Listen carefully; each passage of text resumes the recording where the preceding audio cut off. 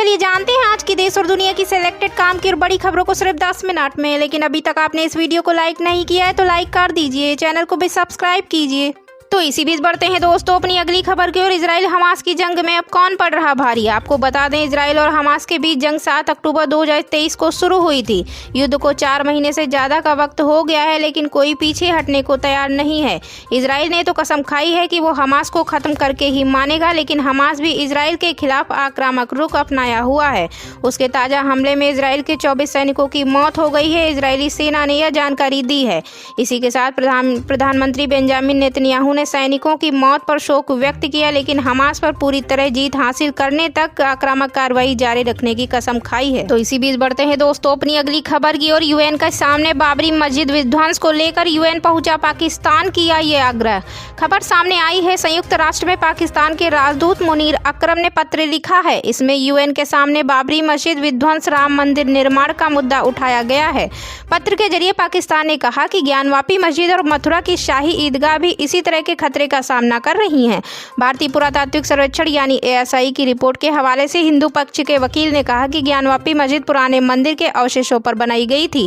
पाकिस्तान के अखबार the don की रिपोर्ट के अनुसार यूएन अधिकारी मिगेल एंगल मोराटिनोस के नाम लिखे गए पत्र में कहा गया, भारत के अयोध्या में गिराई गई बाबरी मस्जिद के स्थान पर राम मंदिर निर्माण और प्राण प्रतिष्ठा समारोह की पाकिस्तान कड़ी निंदा करता है। तो इसी के साथ बढ़ते हैं दोस्तों अपनी अगली खबर की ओर। 2 स्टेट सॉल्यूशन की खिलाफत से वैश्विक शांति को खतरा, यूएन चीफ ने इजराइल को दी चेतावनी।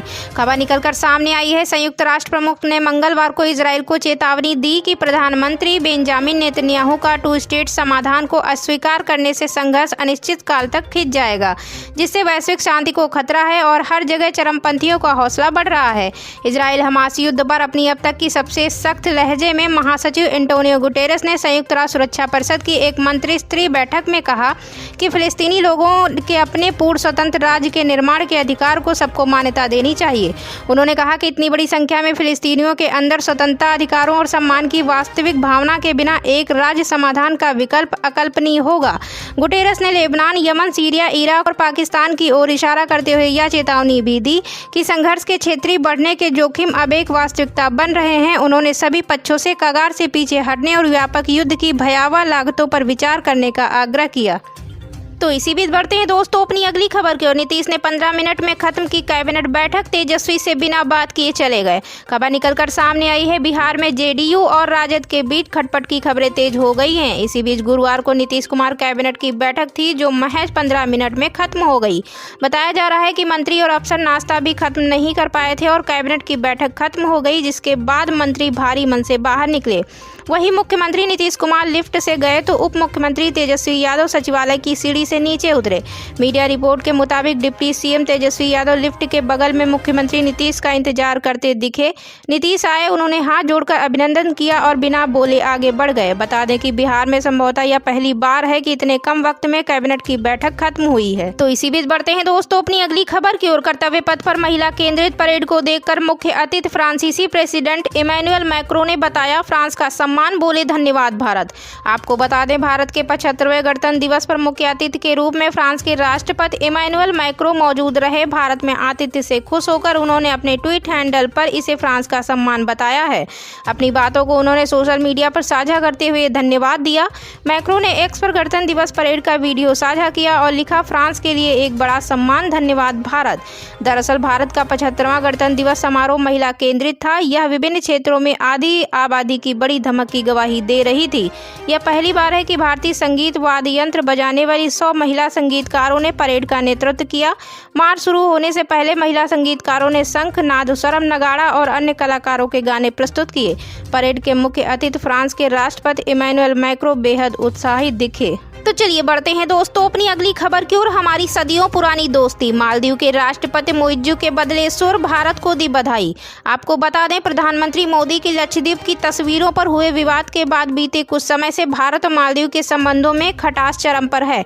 लेकिन इस तनातनी के बीच राष्ट्रपति मुइज्जू ने दोनों देशों के बीच के संबंधों की दुहाई दी है। मालदीव के राष्ट्रपति कार्यालय की ओर से जारी बयान में मुइज्जू ने राष्ट्रपति मुर्मू और प्रधानमंत्री मोदी को गणतंत्र दिवस की बधाई देते हुए दोनों देशों के बीच के संबंध संबंधों और आपसी सम्मान पर जोर दिया है। राष्ट्रपति कार्यालय की ओर से जारी बयान में भारत के लिए शांति, प्रगति और समृद्धि की कामना करते हुए मालदीव के लोगों और सरकार की ओर से भारत के लोगों और सरकार को बधाई दी। उन्होंने कहा कि मालदीव और भारत की दोस्ती सदियों पुरानी है। तो चलिए बढ़ते हैं दोस्तों अपनी अगली खबर की ओर। पाकिस्तान की भारत को धमकी, पीएम काकर बोले ईरान पर एयर स्ट्राइक भारत के लिए भी सीख। खबर सामने आई है, राजनीतिक और आर्थिक मंचों पर खस्ताहाल पाकिस्तान अपनी हरकतों से बाज आने को तैयार नहीं है। पाक के कार्यवाहक प्रधानमंत्री अनवारुल हक काकर ने कहा कि ईरान के ऊपर की गई कार्यवाही भारत के लिए भी एक सीख है। रिपोर्ट के अनुसार एक इंटरव्यू में उन्होंने कहा कि ईरान ने पिछले दिनों हमारे हवाई क्षेत्र का उल्लंघन किया था। इसी का जवाब देते हुए पाकिस्तान ने भी ईरान के ऊपर एयर स्ट्राइक की थी। काकर ने कहा कि हमने यह कार्रवाई करके पूरे क्षेत्र में खास तौर पर भारत को स्पष्ट कर दिया है कि पाकिस्तान अपनी संप्रभुता का उल्लंघन नहीं सहेगा। तो इसी के साथ बढ़ते हैं दोस्तों अपनी अगली खबर की ओर। इजराइल नए तरीके से हूतियों को चखाएगा मजा, भारत की मदद से बनेगा काम। खबर निकलकर सामने आई है, इजराइल और हमास में जंग जारी है। इसी बीच हमास के समर्थित यमन के हूती विद्रोही इजराइल की ओर से जाने वाले कारोबारी जहाजों पर निशाना लगाकर इजराइल के लिए नई मुसीबत खड़ी कर रहे हैं। ऐसे में इजराइल ने भारत से होने वाले कारोबार को जारी रखने के लिए नई तरकीब निकाली है। इस तरकीब से इजराइल को फायदा यह होगा कि इजराइल से यमन के पास लाल सागर से आने वाले जहाजों में लदे माल को हूती विद्रोहियों से कोई खतरा नहीं होगा। हूतियों के इजरायली जहाजों पर किए जा रहे हमलों के बीच इजराइल अब भारत के साथ व्यापार के लिए यूएई के माध्यम से माल परिवहन जारी करने की योजना पर काम कर रहा है। तो चलिए बढ़ते हैं दोस्तों अपनी अगली खबर की ओर। क्या कर्नाटक में चल रहा ऑपरेशन लोटस पूर्व सीएम शेट्टार के बीजेपी में जाते ही डीके शिव कुमार का दावा। खबर सामने आई है, कर्नाटक के deputy CM D K Shivakumar ने दावा किया है कि बीजेपी उनकी पार्टी के नेताओं और विधायकों को लुभाने की कोशिश कर रही है। एक दिन पहले कांग्रेस छोड़कर बीजेपी में शामिल हुए पूर्व सीएम जगदीश शेट्टार पर भी उन्होंने निशाना साधा है। कांग्रेस की कर्नाटक इकाई के अध्यक्ष और उप मुख्यमंत्री डीके शिव कुमार ने आरोप लगाया है कि भारतीय जनता पार्टी उनकी पार्टी के नेताओं और विधायकों को लुभाने की कोशिश कर रही है। उन्होंने संकेत दिया कि वह भी चुप नहीं बैठे हैं और भाजपा के कई नेता उनके संपर्क में हैं। बता दें कि कर्नाटक के पूर्व मुख्यमंत्री जगदीश शेट्टार एक दिन पहले ही कांग्रेस छोड़कर फिर से भाजपा में शामिल हो गए हैं। पिछले साल विधानसभा चुनाव में भाजपा ने उन्हें टिकट नहीं दिया था, जिसके बाद शेट्टार कांग्रेस में शामिल हो गए थे। तो चलिए बढ़ते हैं दोस्तों अपनी अगली खबर की ओर। फाइटर ने रिपब्लिक डे पर की बम्पर कमाई, ऋतिक दीपिका की फिल्म को हुआ जबरदस्त मुनाफा।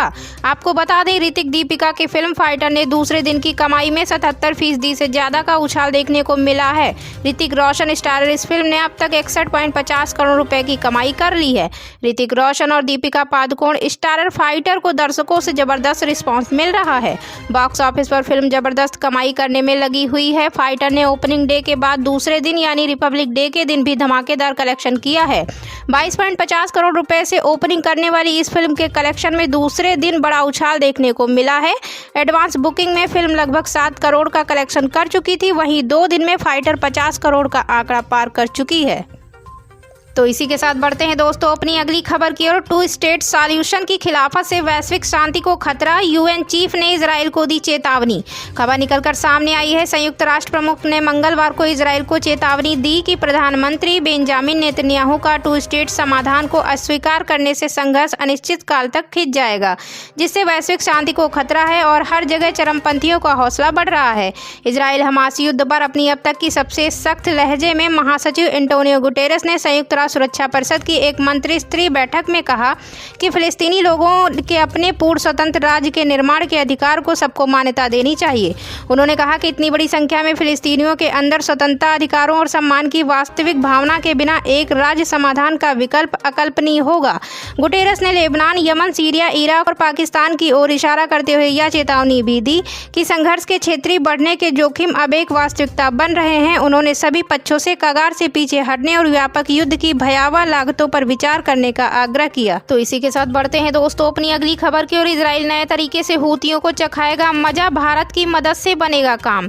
खबर निकलकर सामने आई है, इजराइल और हमास में जंग जारी है। इसी बीच हमास के समर्थित यमन के हूती विद्रोही इजराइल की ओर से जाने वाले कारोबारी जहाजों पर निशाना लगाकर इजराइल के लिए नई मुसीबत खड़ी कर रहे हैं।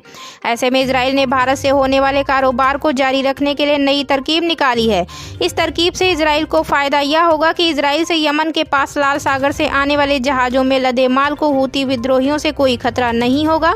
हूतियों के इजरायली जहाज़ों पर किए जा रहे हमलों के बीच इजराइल अब भारत के साथ व्यापार के लिए यूएई के माध्यम से माल परिवहन जारी करने की योजना पर काम कर रहा है। चलिए दोस्तों, आज हम फिर से आपके लिए लेकर आए हैं देश दुनिया की तमाम ताजा